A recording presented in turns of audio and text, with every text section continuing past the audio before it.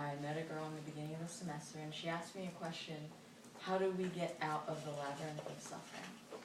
So I will present to you my take on that question. 136 days after. I ran out of the room like I never smoked a cigarette, like I ran with Takomi on bar night across the dorm room to his room. His bunk was bare vinyl, his desk empty, an outline of dust where his stereo had been. He was gone. And I did not have time to tell him what I had just now realized, that I forgave him, and that she forgave us, and that we had to forgive to survive in the labyrinth. There were so many of us who would have to live with things done and things left undone that day. Things that did not go right, things that seemed okay at the time because we could not see the future. If only we could see the endless string of consequences that result from our smallest actions. But we can't know better until knowing better is useless. And as I walked back to give Takomi's note to the colonel, I saw that I would never know. I would never know her well enough to know her thoughts in those last minutes. Would never know if she left us on purpose. But the not knowing would not keep me from caring. And I would always love Alaska Young, my crooked neighbor with all my crooked heart. I got back to room 43, but the colonel wasn't home yet, so I left the note in the top bunk and sat down at the computer and worked my way out of the labyrinth.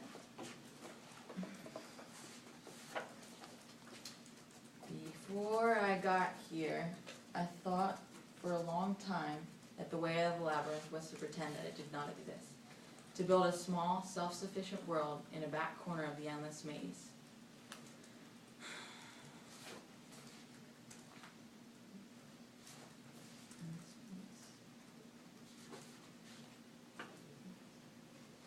And to pretend that I was not lost but home. But that only led to a lonely life accompanied only by the last words of the already dead. So I came here looking for a great perhaps, for real friends and a more than minor life. And then I screwed up. And the colonel screwed up. And Takomi screwed up. And she slipped through her fingers. And there's no sugarcoating it. She deserved better friends. When she effed up all those years ago, just a little girl terrified into paralysis, she collapsed into the enigma of herself. And I could have done that, but I saw where it led for her.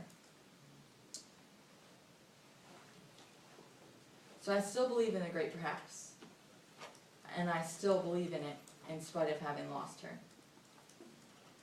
Because I will forget her, yes. That which came together will fall apart imperceptibly, slowly, and I will forget.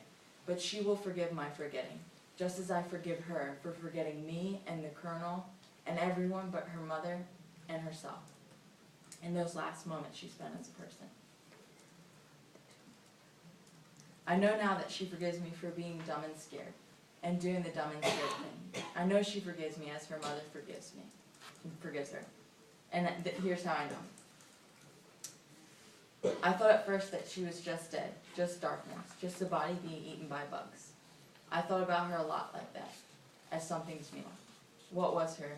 Green eyes, half a smirk, the soft curves of her legs, would soon be nothing, just the bones I never saw. I thought about the slow process of becoming bone, and then fossil, and then coal, that will in millions of years be mined by humans of the future, and how they would heat their homes with her, and she would be the smoke billowing out of a smokestack, coating the atmosphere. I still think that sometimes. Think that maybe the afterlife is just something we made up to ease the pain of loss, to make our time in the labyrinth more bearable. Maybe she was just matter, and matter gets recycled. But ultimately, I do not believe that she was only matter. The rest of her must be recycled too. I believe now that we are greater than the sum of our parts. If you take Alaska's genetic code and then add her life experiences and the relationships she had with people,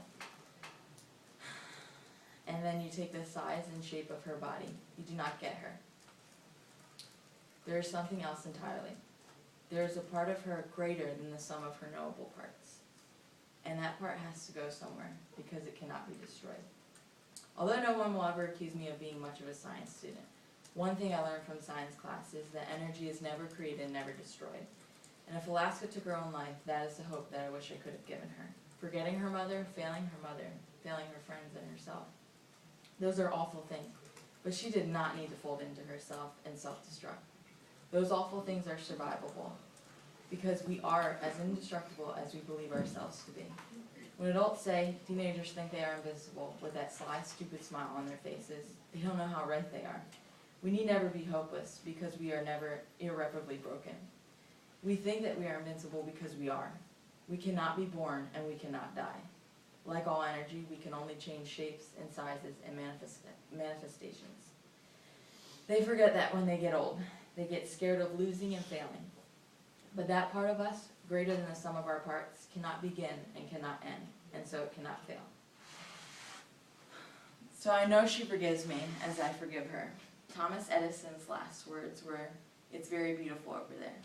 I don't know where there is, but I believe it is somewhere, and I hope it's beautiful.